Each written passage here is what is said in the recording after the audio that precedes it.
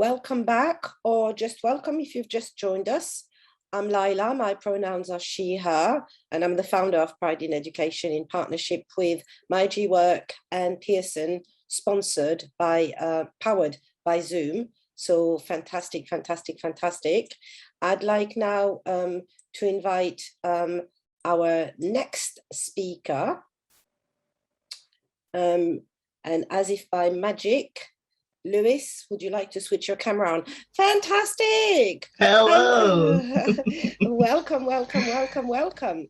I'm really excited about your workshop because when I was working in further education for nearly 3 decades, starting an LGBTQIA plus students group has always been an issue, because in adult education with adults, most of the courses were part-time, and trying to get people to engage always proved to be a challenge. So I'm super excited to hear what you have to say, how you've done it.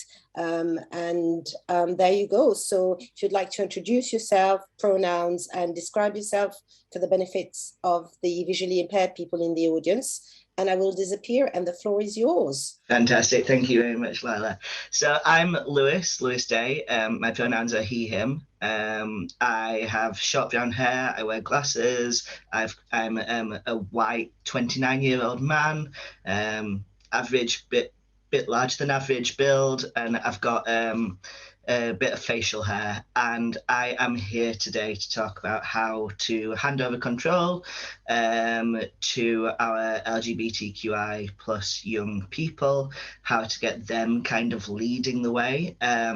So I do have a slide that I'm just about to start sharing. Let me just pop that up and get that full. That should Perfect. be where I want it. Perfect. Okay, so you've probably already seen this. This was, the blurb on the, what's the word? Right, this was the blurb, the program, that's the word. The blurb on the program. The blurb, I think, summarizes what I'm going to be talking about and what hopefully we're going to be talking about in a bit. So we often talk about being responsive to our pupils' needs, but often, when we create these groups, it's about what we want the group to look like, and not necessarily about what the pupils want the group to look like. So in this workshop, I'm hoping to kind of talk about that in a little bit more depth, talk about some of the research behind why LGBTIQ plus groups should be student-led, and also how to get over some of the stumbling blocks as well. So about me first, and on this slide, I do have kind of a little bit of a blurb, and then I've got a picture of myself in a green jumper.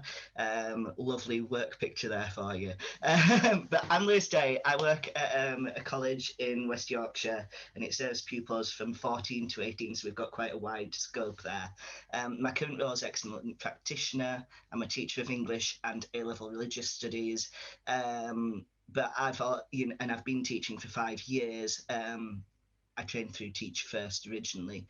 I facilitate the LGBTQI plus group at school, and I've got this great new role that's come out of the group already, which is that I run equality workshops with pupils who may have done something to break the Equality Act, or done something that might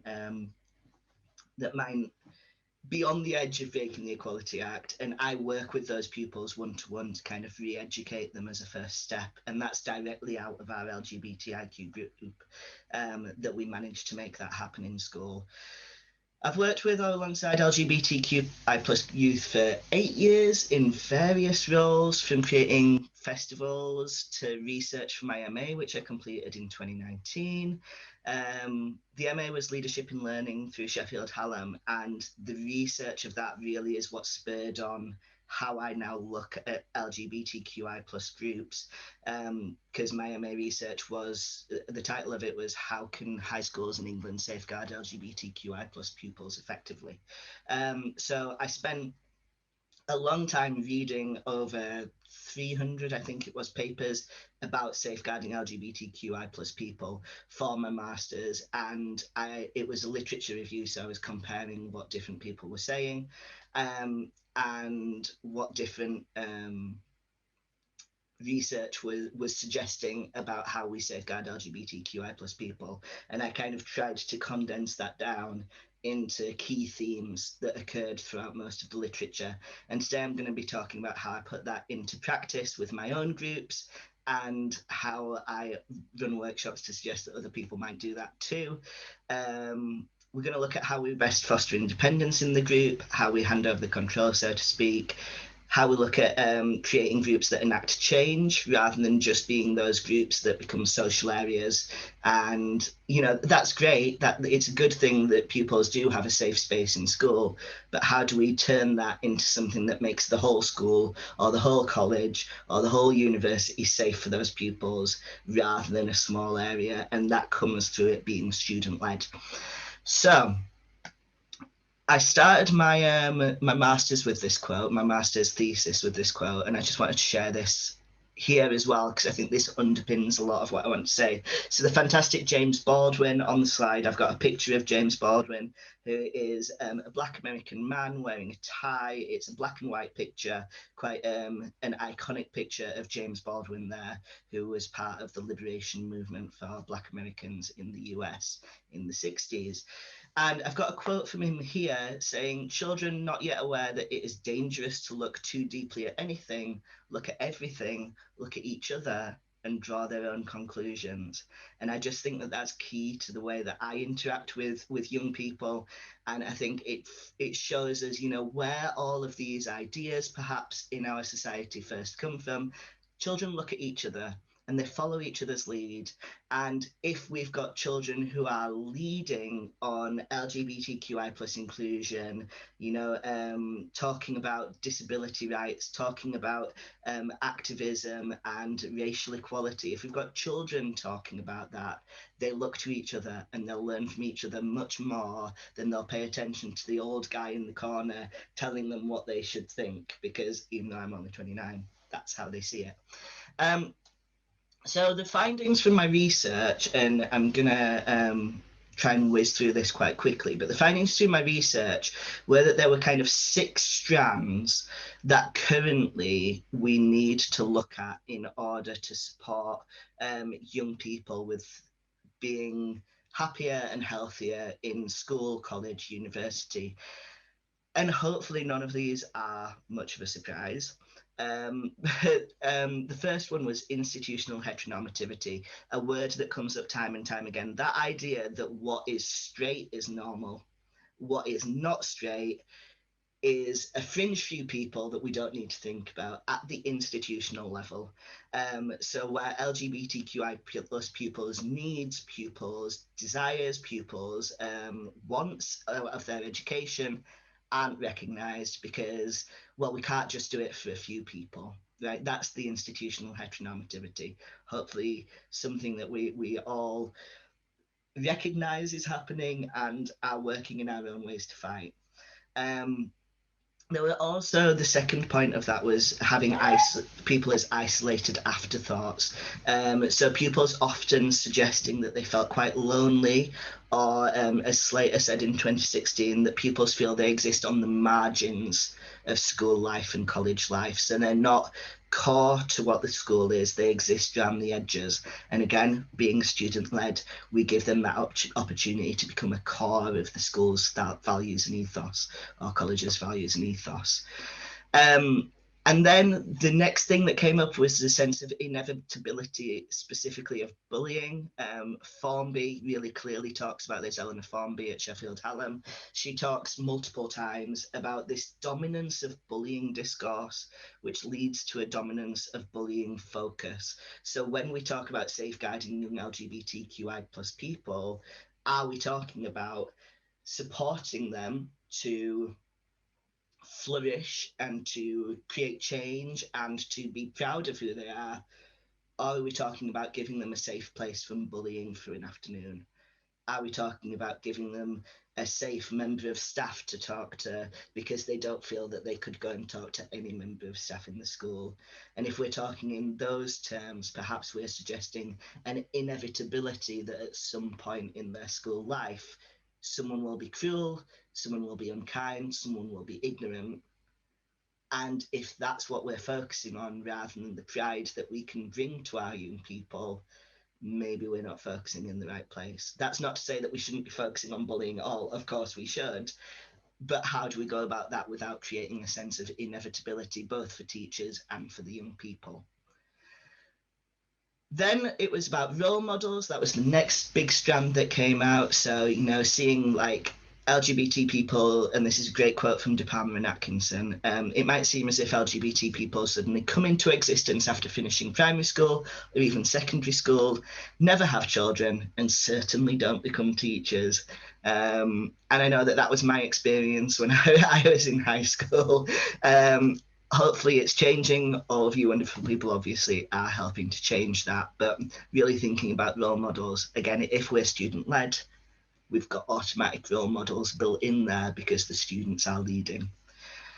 And then a couple of others which don't refer too much to this, but obviously worth thinking about, are how that ties into the curriculum, how it's shown within the curriculum, and staff attitudes, engagement and leadership as well.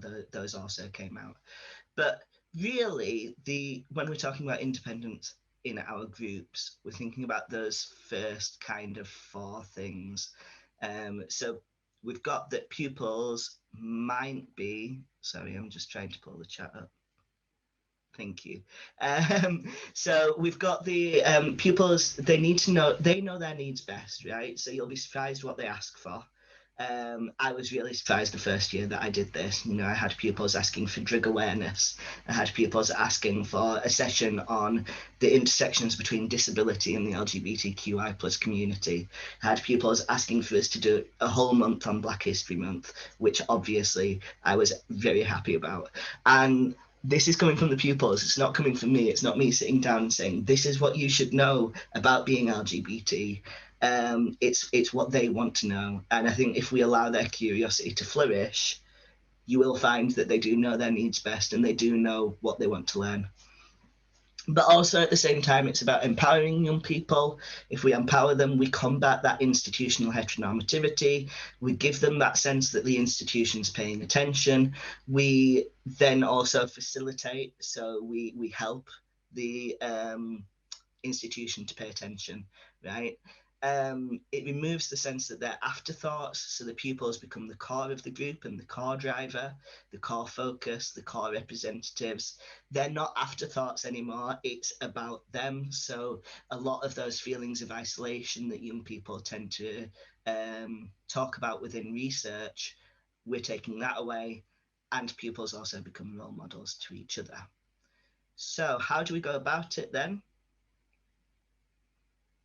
And yes, thank you, Lally. It does help learners to develop critical thinking skills. So I think one of the things that a lot of people run into is they kind of try to do this. They get a group together and they go, right, what we're going to do this year. And they just get blank faces, right? It's the same in a classroom. It's the same no matter what. You get blank faces, or you might get some things like, oh, maybe we want to do some posters, or maybe we want to do an assembly, and a couple of little things, but nothing that really feels like a change maker within the culture of the school.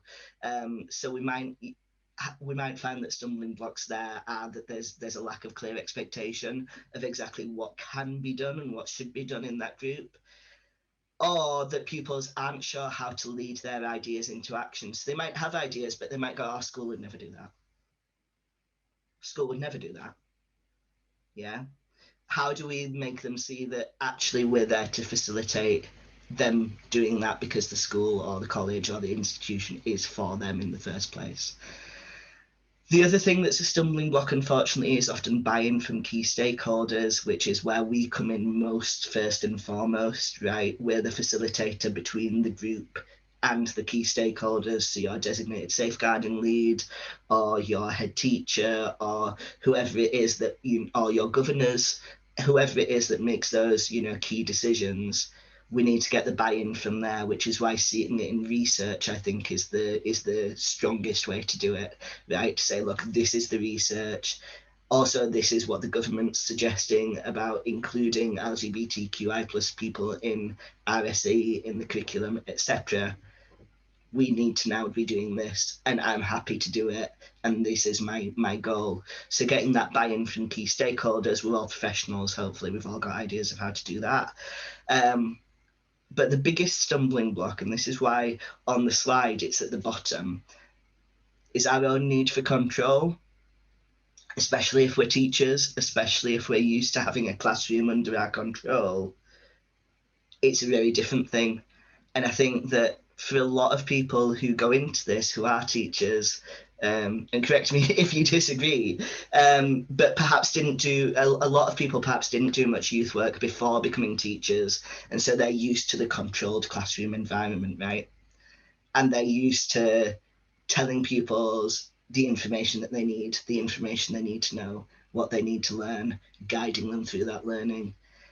And that's how we're used to interacting with young people as teachers and educators, and actually becoming the facilitator and flipping the script a little bit. We might do it every now and then. We might think, I'm going to flip the classroom today and use all of that, exciting, flashy stuff in our classroom. But we still have this key feeling that we should be the ones who guide the pupils and not the pupils guiding us.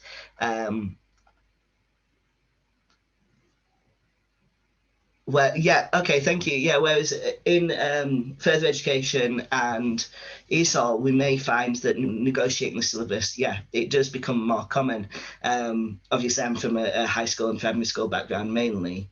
But thank you, Fliss. It's that self-reflection. Are we trying to control it? Do we think, well, we've not spoken enough about this year, we need to talk more about this thing, or we need to talk about that thing because that's, in my key performance indicators that I'm going to talk to them about this thing, right? Whereas actually, if we allow the pupils to kind of lead the way, they tend to come up with that almost automatically on their own. They know what they need and they will guide us to it. So let me pull that up. Thank you for that, Fliss. So how do we hand over control then? Well, firstly, it's about establishing the group's purpose, right? Not in a wishy-washy way, not in we're an LGBTQI plus and allies group, and we want to be a safe place for LGBTQI plus people to exist within our institution. Not in that way, but more a very clear goal-orientated purpose, and I'll talk through that in a second. Also having group representatives, right? This time and again it works, but I think a lot of people when they start LGBTQI plus groups don't want to create some kind of hierarchy within the group, or don't want to have a representative in the way that they don't want to put people on the spot and make people feel like they have to be out in order to be a rep. And there's lots that goes into there, but group reps, honestly, they changed my life when I started introducing them into my group. Lots of us probably do this as well. It's a great, develop a range of skills, thank you, and helping those young people to become leaders. It looks great on applications. It gives them work experience. There's loads of positives to it. And I think that the higher up we go in education, the more likely it is to be happening with group reps. But if we give them that sense of leadership right from the start, it gives them a sense of ownership and that they're turning to their peers rather than turning to me as their leaders. I'll talk about that a little bit more in a minute too. Then also facilitating meetings with key stakeholders, organising a group calendar. This has been my saviour. That's my number one out of all of them tip.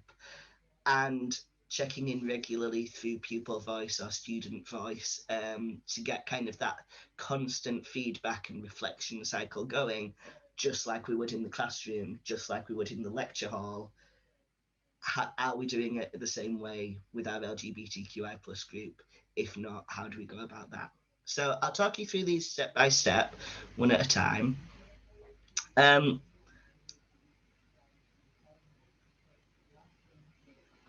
So firstly, establishing the group's purpose, and hopefully through here, we'll have a little bit more of a discussion. Now, normally, if I was doing a workshop, we'd have had kind of more input earlier on, but this digital stuff, I'm still kind of getting used to facilitating a workshop this way.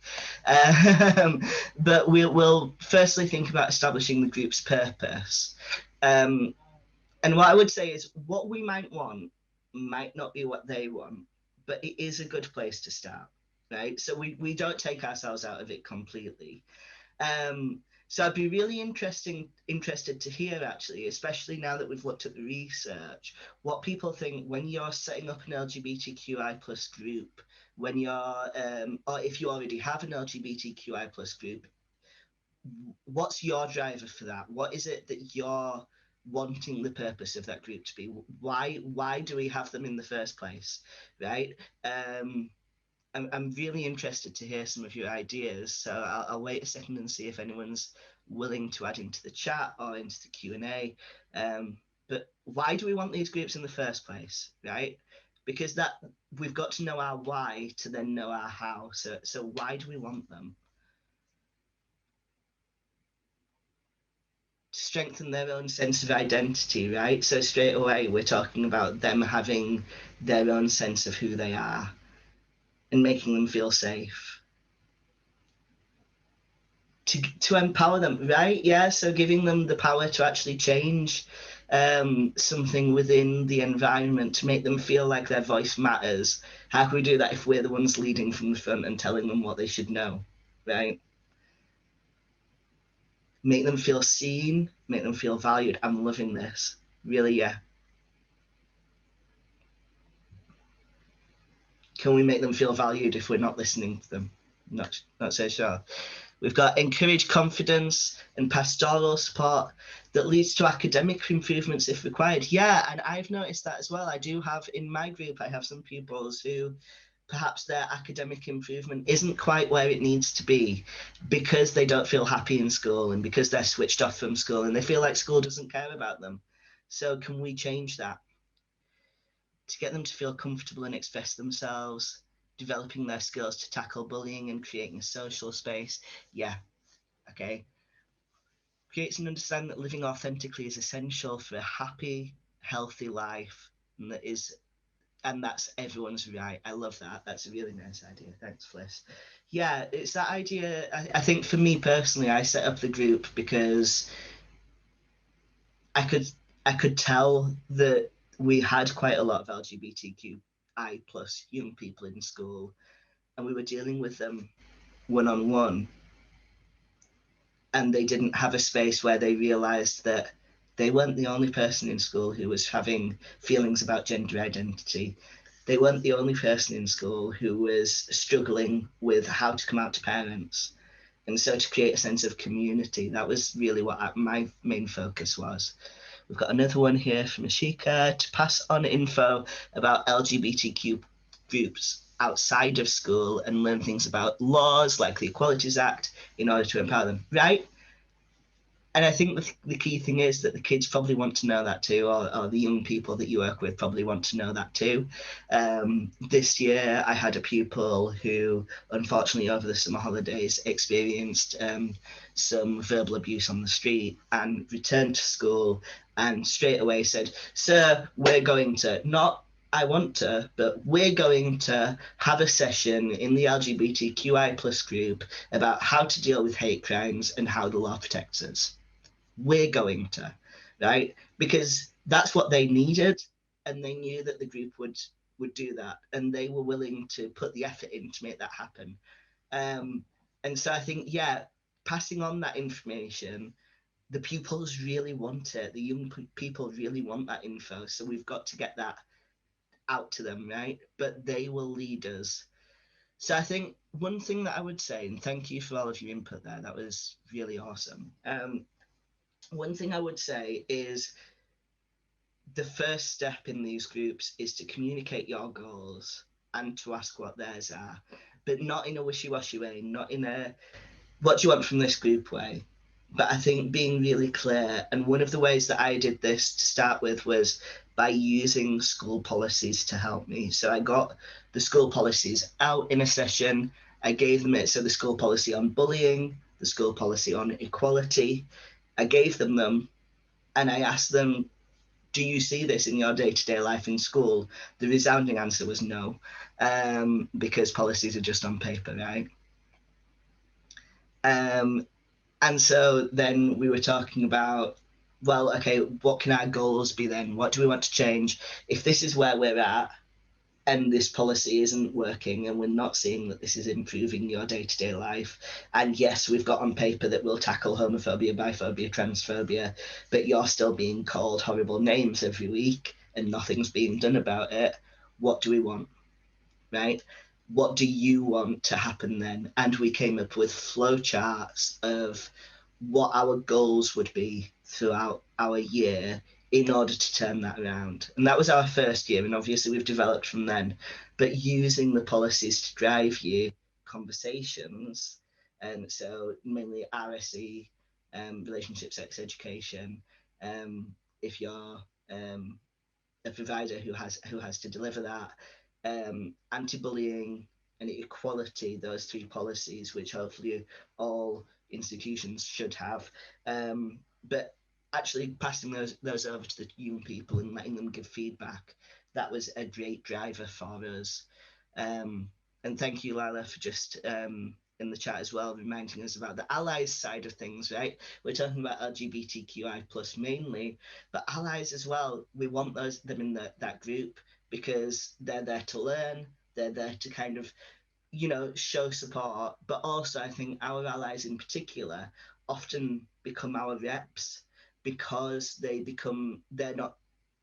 talking about something that isn't so deeply personal to them.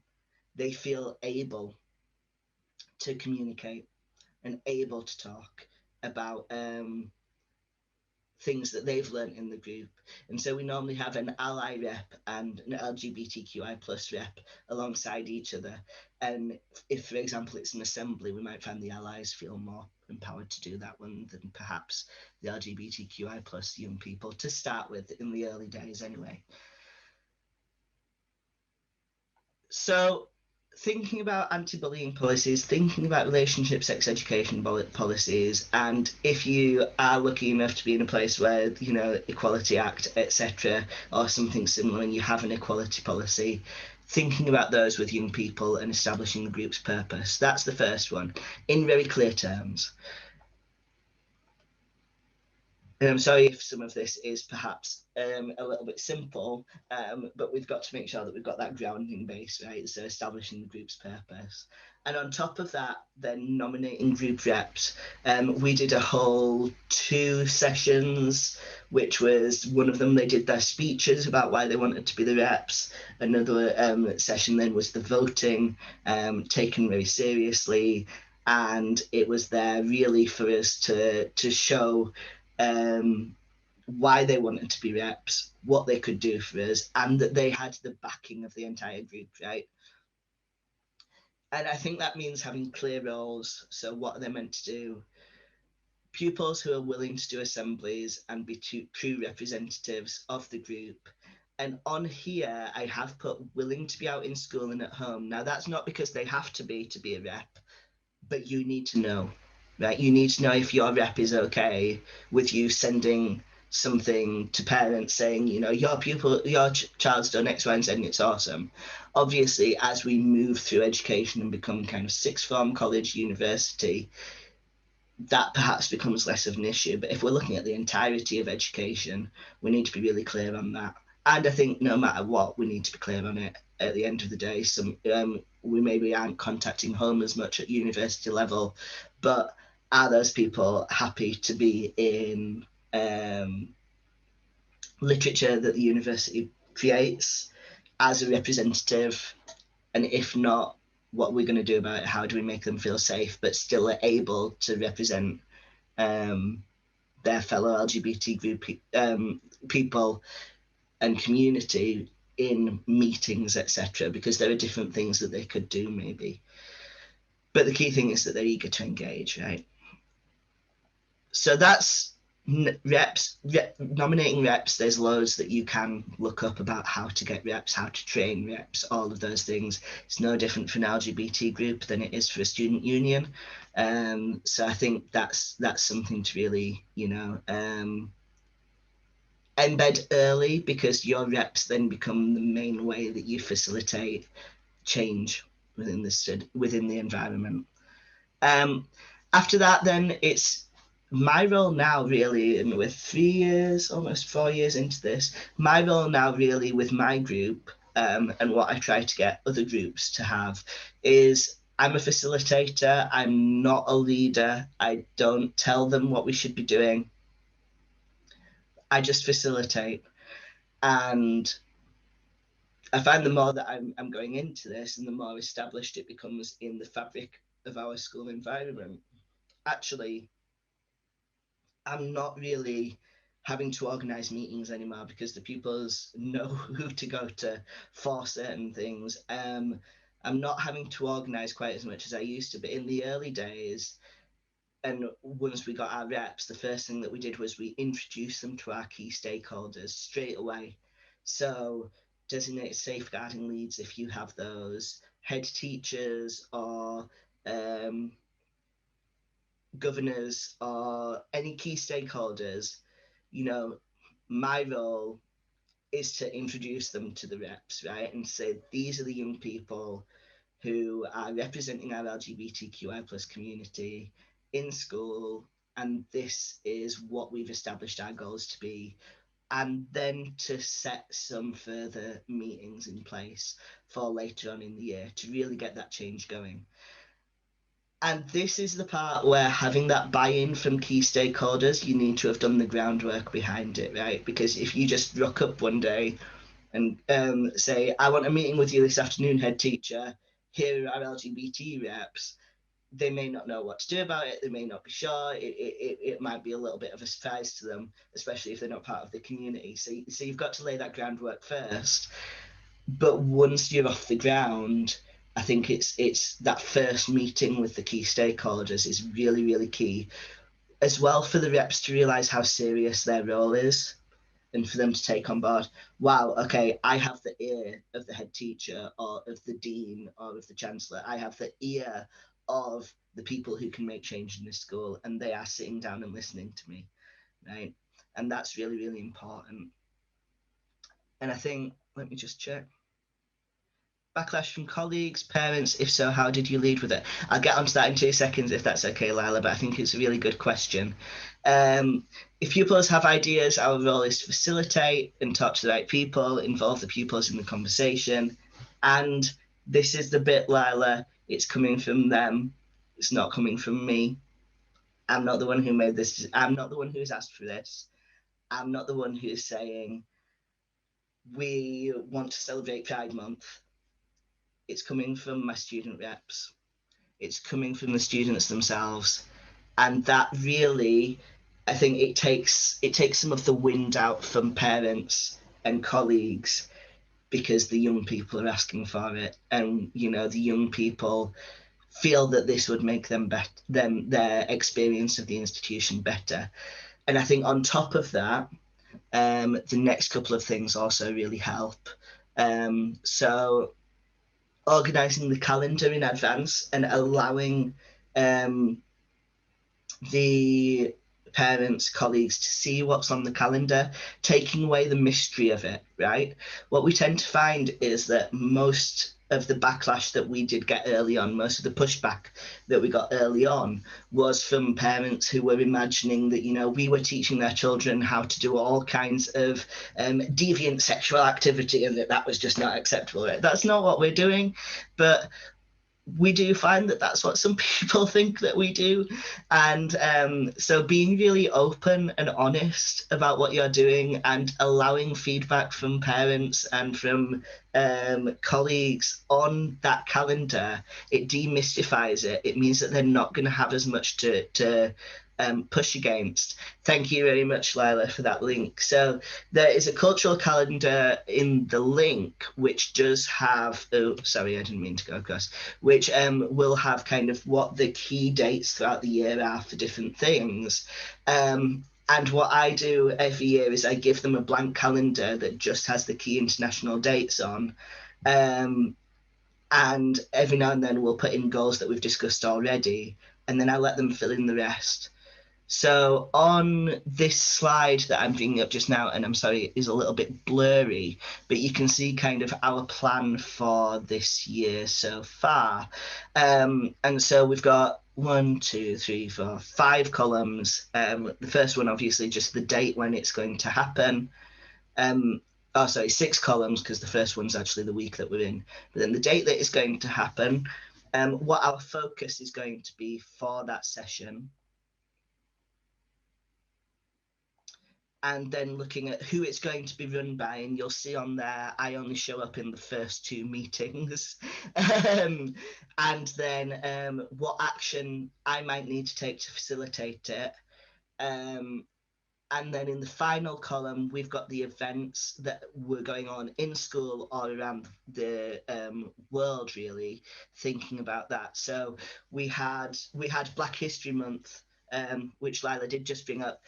That was front and center this half term for what we were talking about, to make sure that we're not simply focusing on LGBTQI plus in regards to who's within our community in our school, especially I think for us in my setting, very, very important, because we're majority white British.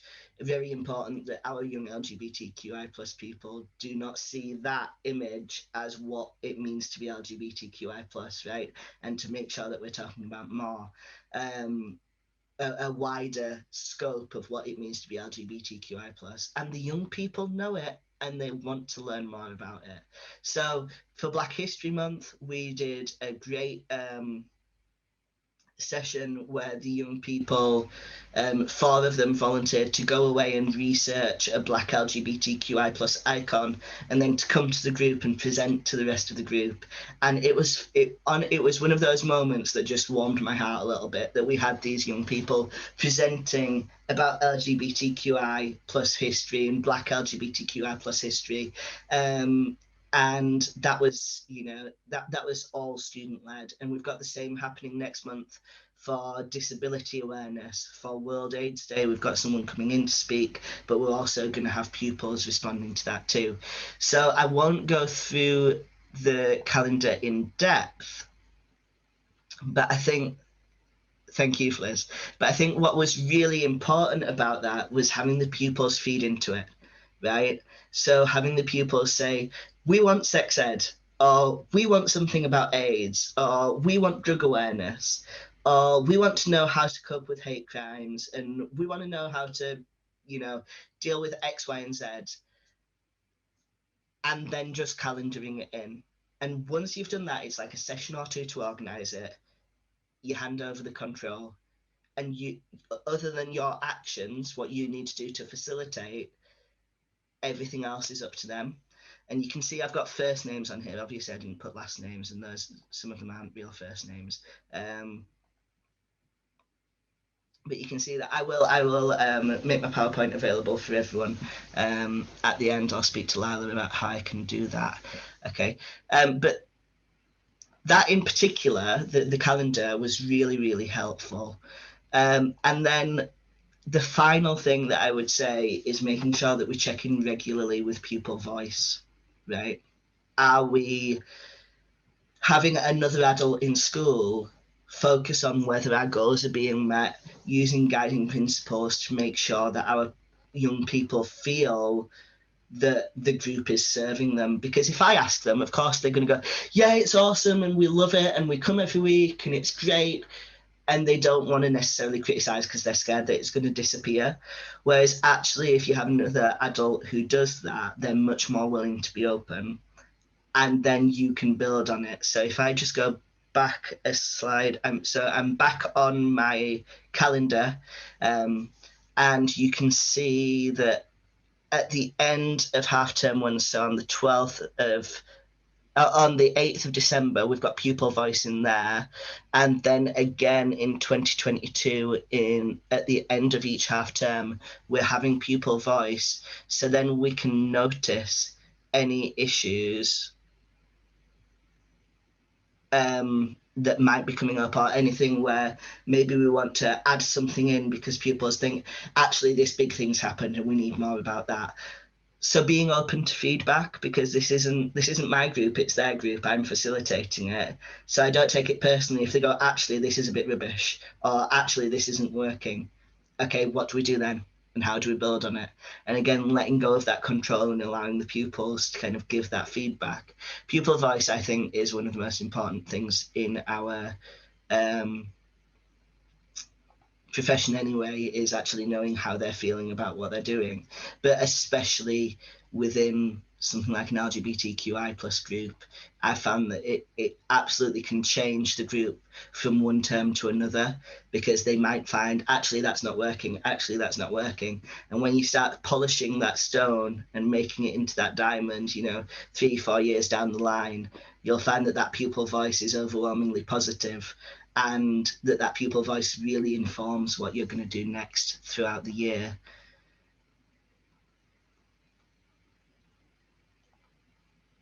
Okay, and that really is all that I have to share with you. I'm sorry that it wasn't perhaps as interactive as workshops normally would be and what they could be.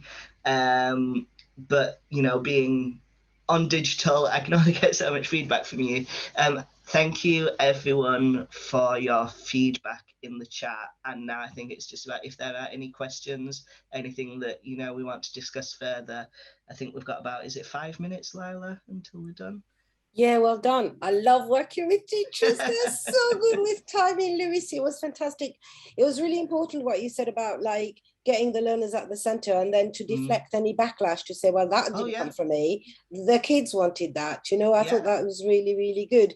Fliss is saying this, that Fliss is one of our authors, actually, who will be here later.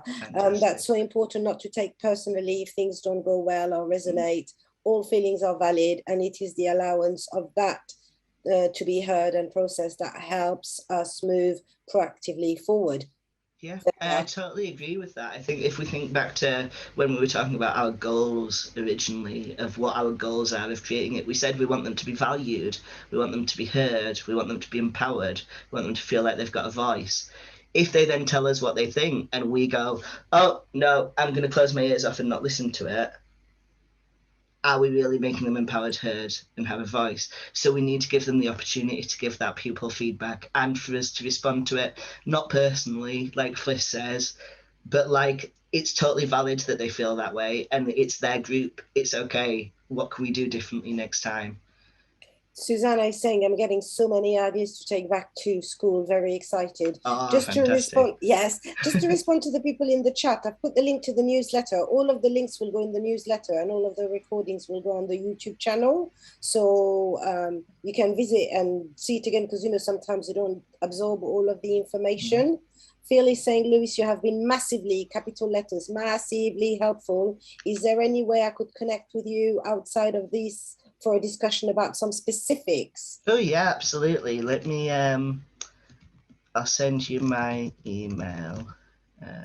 One of the other things that I was going to say, because I have set up Learner Voices, when I was working for a local authorities, I was in charge of a provision. It was ESOL and wellbeing at borough level, and I created a class rep forum where the class reps had to gather the views from their classmates, and then met with the manager without the teacher. And there are things that I would never found out if I hadn't had that voice. And in terms of their level of confidence and empowerment, I really, really saw a distinct difference in their ability to engage and interact with other people. So for me, it's a win-win. Learner Voice, for me, it was at the center of everything that I did. And it's really good to see it being done. One of the questions that I've got for you, Lewis, is that how do you go about, if there isn't one, like you're new in a school, there's no LGBTIQA plus learner forum, how do you get buy-in? Have you got any strategies that you can share? Yeah, I think for me, the first thing that I did was I got permission to do some pupil voice regarding how the young LGBTI people felt. Pupil voice in my setting really works very well, because it's at the core of everything that we do.